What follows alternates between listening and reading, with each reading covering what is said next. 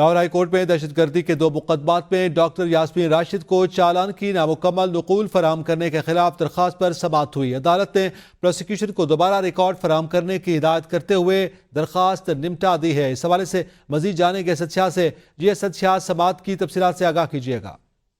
جی بالکل، Lahore high court میں دہشت گردی کے 2 مقدمات میں ڈاکٹر یاسمین راشد کو چالان نامکمل نقول فراہم کرنے کی درخواست پر سماعت ہوئی ہے۔ عدالت نے پروسیکیوٹر کو دوبارہ ریکارڈ فراہم کرنے کی ہدایت کرتے ہوئے درخواست نمٹا دی ہے۔ جسٹس عالیہ نیلم نے کہا کہ اگر ایک شخص یہ کہتا ہے کہ اسے ریکارڈ فراہم کیا جائے تو کیوں فراہم نہیں کیا جاتا؟